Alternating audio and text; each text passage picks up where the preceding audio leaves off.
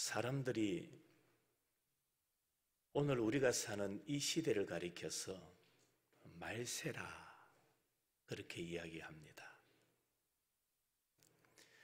믿는 사람들만 말세라고 표현하는 것이 아니라 믿지 않는 사람들도 이 시대를 말세라 그렇게 표현을 하지요. 이 세상이 너무나 탁하고 갈 때까지 간 것 같은 그런 느낌을 받으니까 사람들의 마음에 말세라고 느낄 수밖에 없는 것 같습니다. 성한 곳이 없고 진실이 없고 정직이 없는 너무나 인간적인 것들만 난무한 그런 시대가 아닌가 생각해 봅니다. 이런 시대에 성경에서는 예수님의 제자된 우리 성도들에게 어떤 삶을 말씀하고 있는가? 그래서 우리는 하나님의 말씀에 귀를 기울여야 됩니다.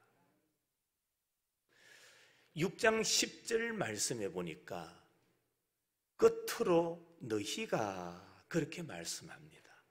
끝으로 너희가.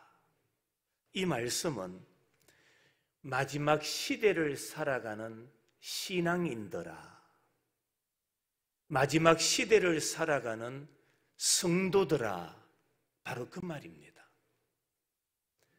마지막 시대를 살아가는 신앙인들이 어떤 마음을 가져야 될까요? 성경에서는 두 가지를 말씀합니다. 하나는 강건하라고 말씀합니다. 오늘 우리가 사는 시대가 점점 말세라는 것을 느낄 때 성도들의 삶은 강건해야 됩니다. 왜 그렇습니까? 오늘 우리의 삶은, 우리의 신앙생활은 전쟁입니다. 우리 신앙인들은 세상에서 늘 전쟁하며 살아가는 사람이기 때문입니다. 우리는 이미 적진에 있는 마귀의 군대와 싸우는 하나님의 군대입니다. 성경은 우리의 병법이요 무기입니다. 찬송은 우리 성도들에게 군갑니다. 우리의 대장은 예수 그리스도십니다. 우리들은 다 주님의 군사들입니다. 지금도 우리는 치열한 영적 전투 세계 속에 살아가고 있습니다. 그런데 여러분, 이 전쟁에서 가장 큰 적이 누군지 아십니까? 바로 자기 자신입니다. 내 본성은 내 생각이나 내 뜻과는 상관없이 나를 거스리려고 하고 나를 반대하려는 습성이 있습니다. 내 속에는 항상 편견이 자리 잡고 있고 나태함이 들어있고 내 속에는 여전히 고집이 남아 있습니다. 그래서 자꾸만 게으름을 피우려고 하고 놀고 싶어 합니다. 그래서 예수님의 제자들은 이것들과 계속해서 싸워야 됩니다. 영적 전투를 계속 이어가야만 합니다. 두 번째로는 전신갑주를 취하라고 말씀합니다. 여기 전신갑주라는 말은 완전 무장이라는 말입니다. 영적 전쟁에 있어서 우리 성도들은 완전 무장을 해야 한다는 말입니다. 전쟁에 나가는 군인이 완전 무장을 하는 것처럼 예수님의 제자도 전신갑주를 입어야 됩니다. 그러면 영적 전쟁을 하는 예수 그리스도의 제자들이 입어야 될 전신갑주가 무엇일까요? 그 첫째로 진리로 너희 허리띠를 띠라, 그렇게 말씀합니다. 사람에게 있어서 허리는 매우 중요합니다.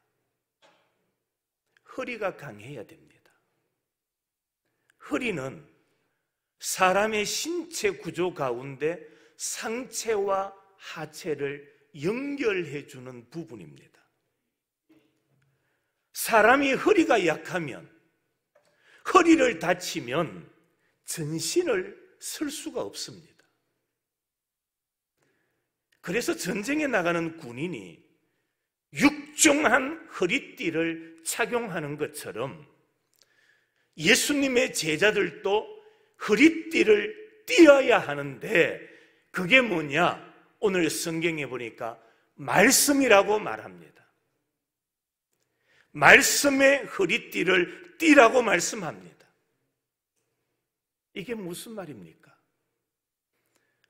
예수님의 제자는 무엇보다도 무엇에 힘이 있어야 됩니까? 말씀에 힘이 있어야 됩니다. 예수님의 제자가 권력의 힘을 자랑하고 물질의 힘을 자랑하면 안 됩니다. 내가 진실로 예수님의 제자임을 믿는다면, 확신한다면 우리는 말씀의 힘으로 살아야 할 줄로 믿습니다. 말씀의 힘. 성도 여러분, 여러분에게는 말씀의 힘이 있습니까? 세상의 것은 많이 가졌고 세상의 것은 자랑하고 세상의 힘은 말하지만 혹여나 말씀의 힘 없이 살아가고 있는 우리의 모습은 아닌가요?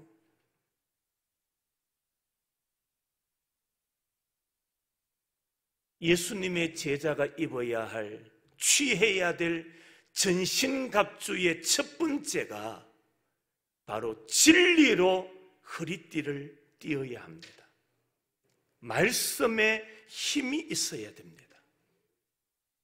말씀에 힘이 없으면 허리가 약한 사람처럼 힘을 쓰지 못합니다.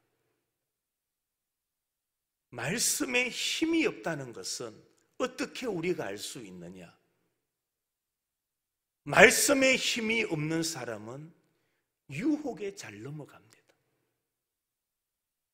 왜 유혹에 넘어갑니까?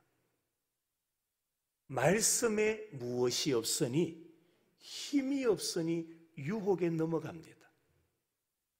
말씀에 힘이 없는 사람은 세상 풍조에 휘말리게 되어 있습니다.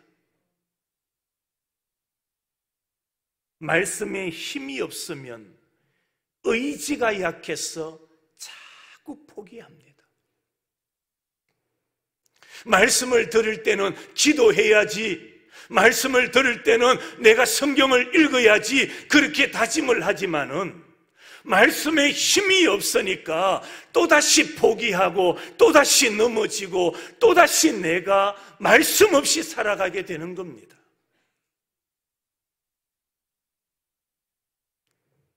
말씀이 약하면 분별력을 잃어버리게 됩니다. 분별력을 잃어버리니 무엇이 옳고 그름을 판단하지 못합니다. 옳고 그름을 판단하지 못하니 자꾸만 인간적인 것을 주장하게 됩니다. 왜 그런지 아십니까? 내 안에 뭐가 없어서 그렇습니까? 말씀에 힘이 없어서 그렇습니다. 말씀이 없으면 분별력을 잃어버리고, 분별력을 잃어버리니까 옳고 그름을 판단하지 못하고, 옳고 그름을 판단하지 못하니 자꾸만 생각하고 행동하는 모든 것들이 인간적인 것에 휘말리게 되어 있는 겁니다. 그래서 성경은 예수님의 제자가 취해야 될 전신갑주 첫 번째가 바로 진리로 허리띠를 띠라고 말씀합니다. 여러분들과 여러분의 가정에 진리의 말씀이 있기를 주의 이름으로 축원합니다. 주의 말씀이 내 안에 있어야, 하나님의 말씀이 우리 가정에 있어야 우리는 세상 풍조에 휩쓸리지 않게 되는 겁니다. 두 번째로는 의의 호심경을 붙이라고 말합니다. 사람에게 있어서 가슴은 매우 중요합니다. 가슴에는 심장이 있고 양심이 있습니다. 사람은 양심을 잘 지켜야 됩니다. 무엇을 지켜야 된다고요? 양심을 잘 지켜야 됩니다. 사람이 죄를 짓게 되면 이 양심이 아픕니다. 양심이 괴롭습니다.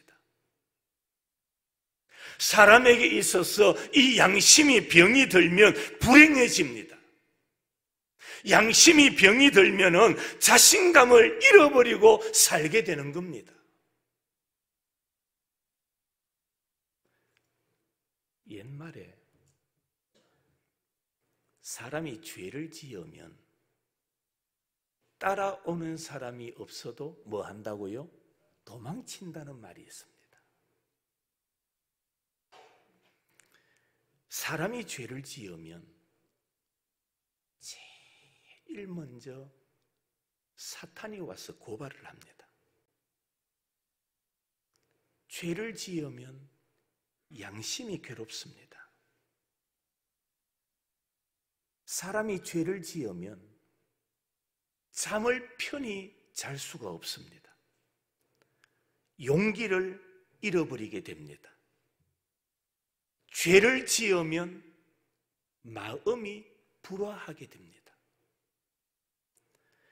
그래서 사탄은 끊임없이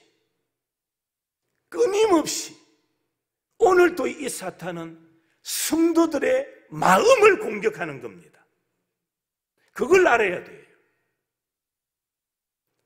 오늘도 사탄은 여러분의 마음을 공격하고 있습니다. 성도의 감정, 성도의 가치관, 성도의 신뢰를 훼손시키려고 하는 겁니다.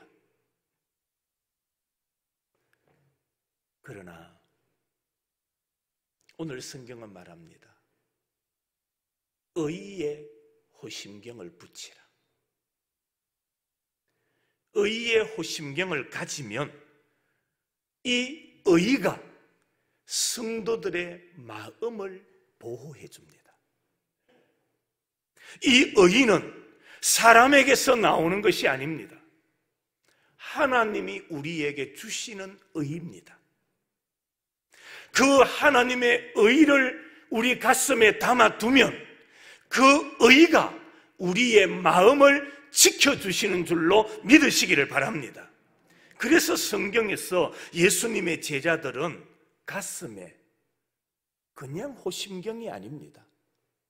의의 호심경.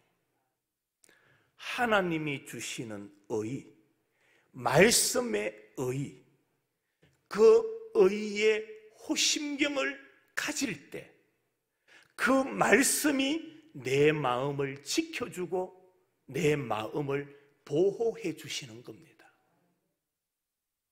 세 번째로, 복음이 준비한 것으로 신을 신으라고 말합니다. 신발은 발을 보호해 줍니다. 산이나 개천이나 돌짝밭이나 가시밭길을 갈 때는 신발이 꼭 필요합니다. 절대적입니다. 예수님의 제자들에게도 이 신발이 중요합니다. 왜 그렇습니까? 성도들은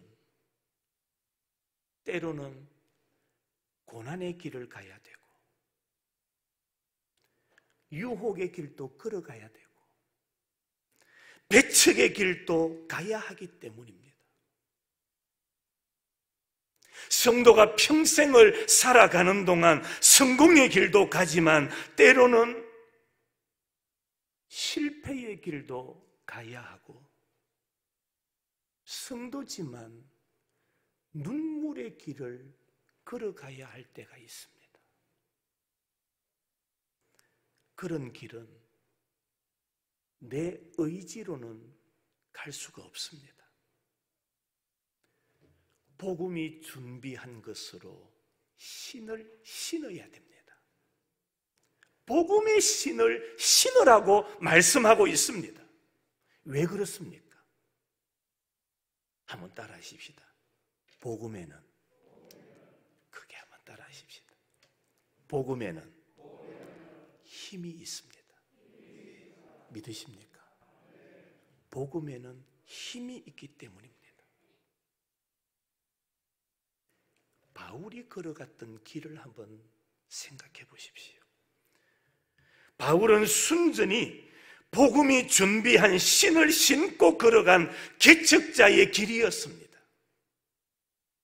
바울이 걸어갔던 길을 보면 한결같이 순환의 길이었고 고난의 길이었습니다. 그럼에도 불구하고 바울은 그 길을 마다하지 아니하고 끝까지 복음의 신을 신고 그 길을 걸어갑니다.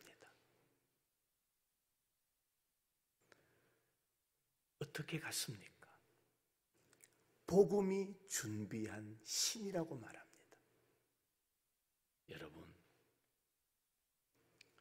여러분은 무슨 신을 신고 계십니까? 복음의 신을 신으시기를 축원합니다. 이 어렵고 힘든 세상,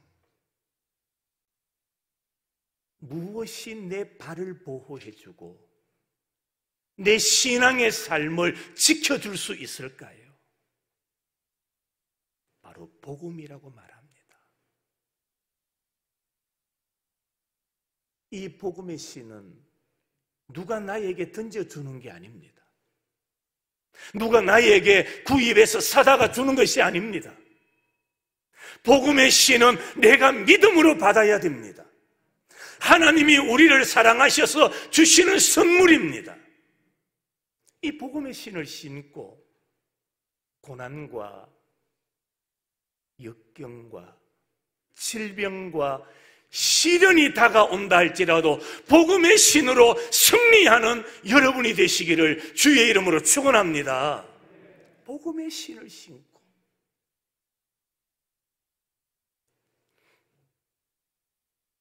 네 번째로는 믿음의 방패 그리고 성령의 검을 가지라 그렇게 말씀합니다.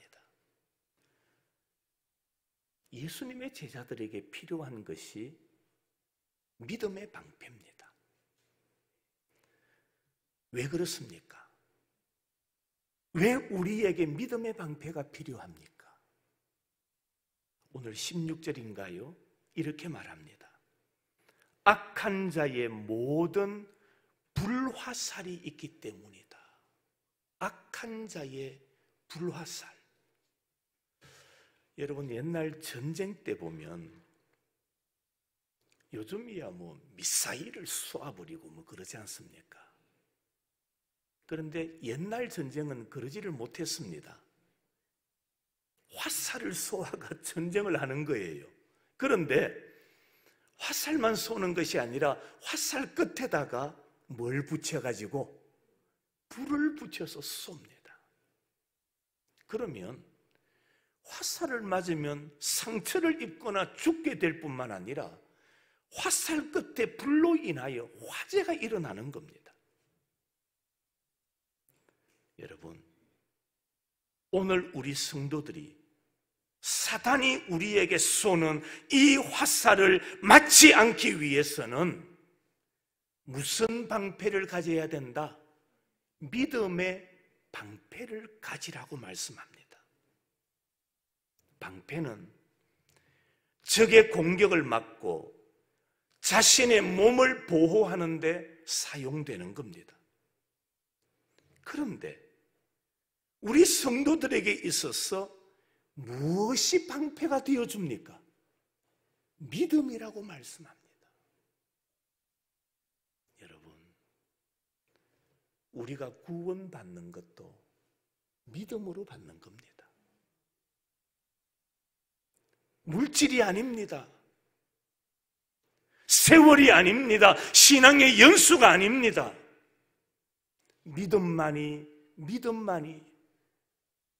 믿음이 우리를 새롭게 하고 믿음이 우리를 구원해 주시는 줄로 믿으시기를 바랍니다. 그래서 그 믿음이 바로 우리의 삶에 사단이 쏘는 불화살의 방패가 되어준다라고 말씀하고 있습니다. 믿음의 방패뿐만 아니라 무슨 검을 가지라고 말합니까? 성령의 검을 가지라고 말합니다. 성령의 검이 뭡니까? 하나님의 말씀입니다. 성령의 검은 성령에 의해서 우리에게 주어지는 겁니다. 신앙생활은 늘 양보하고 져주고 피하고 방어만 하는 것이 아닙니다. 때로는 공격해야 됩니다. 방패는 방어용 무기라면 이 성령의 검은 공격용 무기입니다. 그래서 예수님은 우리들에게 이 성령의 검을 가지라고 말씀합니다. 우리 예수님도 이 성령의 검으로 사단의 유혹을 물리치셨습니다. 마태복음 4장에 보면 예수님께서 40일 금식하셨을 때에 금식을 다 마쳤더니 제일 먼저 찾아와서 시험하는 자가 누구였습니까? 사단이었습니다. 은혜 받고 돌아가면, 예배 드리고 돌아가면 제일 먼저 누가 찾아오는지 아십니까? 누가 여러분을 접근하는지 아십니까? 악한, 미혹하는 영, 사단입니다. 그걸 아셔야 돼요. 은혜 받고 말씀 받고 예배 드리고 돌아가면 아무런 문제가 없을 것 같은데 아닙니다. 자리에 일어서다가 사단이 시험을 하는 겁니다. 계단을 내려가다가 교회 밖을 나가다가 가족들을 만나면서 사단이 가신 방법으로 우리를 미혹하고 넘어뜨리려 하는 겁니다. 그때 어떻게 해야 됩니까? 예수님을 닮아야 됩니다. 예수님을 배워야 됩니다.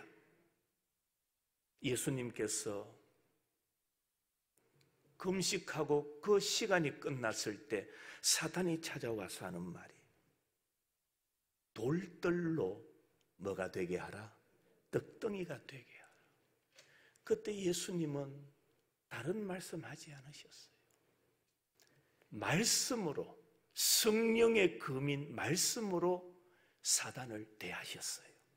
그랬더니 즉시 그 사단은 예수님에게서 떠나갔습니다. 여러분에게 말씀의 검이 있기를 축복합니다.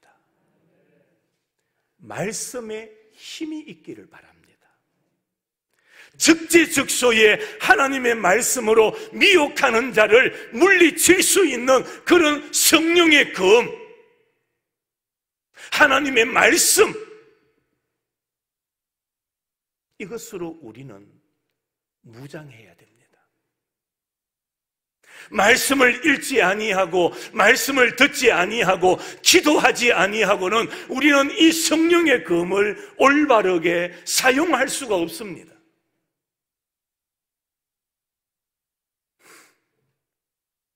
집에 도둑이 들었습니다. 그러면 어떻게 해야 됩니까? 어떻게 해야 되지요? 부터 싸웁니까? 제일 먼저 생각은 도둑이야 하면서 뭐 해야 됩니까? 소리쳐야 되지요. 그런데 여러분, 갑작스럽게 강도나 도둑을 만나면 뭐가 열리지 않는다고 말합니까? 입이 열리지 않는 거예요. 생각으로는 도둑이야라고 소리쳐야 되는데 말이 안 나오는 거예요. 무슨 말입니까?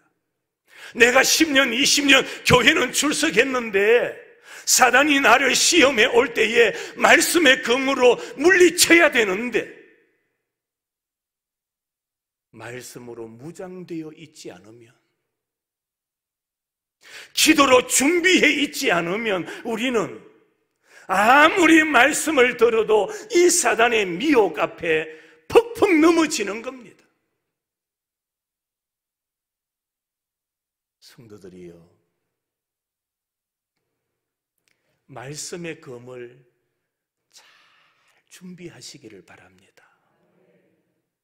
또다시 말씀을 가까이 하고 또다시 말씀을 읽고 또다시 하나님 앞에 엎드리고, 그래야만 우리가 위급할 때에 사단의 미혹 앞에 이 성령의 검을 사용할 수가 있는 겁니다.